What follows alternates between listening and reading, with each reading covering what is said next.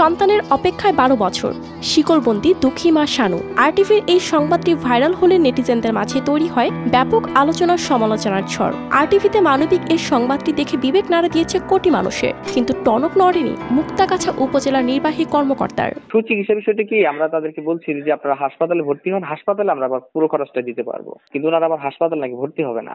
মানে ওইটা হলো আপনার আইনটা এরকম যে আপনার যারা গরিব অসহায় রোগী এই মুক্তাগাছা হাসপাতালে যদি কেউ ভর্তি থাকে তাদের আমরা পুরো খরচটাই দিতে পারবো, কিন্তু ওনারা তো আসলে এই হাসপাতালে ভর্তি হলে ওই খরচটা আমরা দিতে পারবো, মানে অন্য হাসপাতালে ভর্তি হলে আবার হবে না। মানে এটা উপজেলা ভিত্তিক বরাদ্দ এবং এটা আপনার চেকটা ইউএসএফসি এবং আপনার সমাজসেবা অফিসার দুজনের স্বাক্ষরে টাকাটা উঠে, মানে ওনার হাসপাতালে ভর্তি হতে হবে, এর যাবতীয় ব্যয়ভার মানে বহন করতে পারবে। Walton Washing Machine, simplifying life with hassle-free washing. 12 বছর ধরে শিকলবন্দি হয়ে আছেন এই নারী, অথচ এতদিনেও ব্যবস্থা হয়নি কোনো সাহায্যের। আরটিভিতে শানুর খবরটি প্রচার হলে সাড়া পড়ে যায় দেশ ছাড়িয়ে বিদেশেও। প্রতিবেদনটি দেখে প্রবাসী মনিরুল ইসলাম চৌধুরী আর্থিক সাহায্য পাঠান তার পরিবারকে।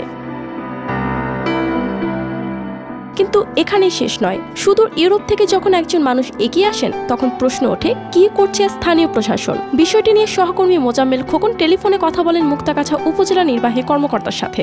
আপনিও জানেন যে আসলে মানে বরাদ্দগুলো আমাদের সবসময় আমাদের হুটহাট আসে না, মানে আমাদের হাতে এরকম দিয়েও থাকে না যে দিয়ে রাখলাম আপনারা যখন ক্রাইসিস হবে দিয়ে দিবেন। শানুর জীবনের এই করুণ গল্পের শুরু সেই দিন যেদিন তাকে তাড়িয়ে দেওয়া হয় স্বামীর বাড়ি থেকে। সন্তানকে বাবার কাছে রেখে মানসিক ভারসাম্য হারিয়ে একাকী হন। কেটে গিয়েছে সময়ের পর সময়, কিন্তু মুক্তির পথটা কেউ দেখায়নি তাকে। ওটা ওই যে সমাজসেবা অফিসার গিয়েছিল, বুঝতে পারছেন, তাদের সাথে কথাবার্তা বলছে, সমাজসেবা অফিসার এটা লুক আফটার করতেছে। হ্যাঁ, না সহযোগিতা ওইরকম করা হয়নি, বলছে যে স্যার আমরা এরপরে যে মানে বরাদ্দটা আসবে আমরা ওনাকে একটা ইয়া দিব।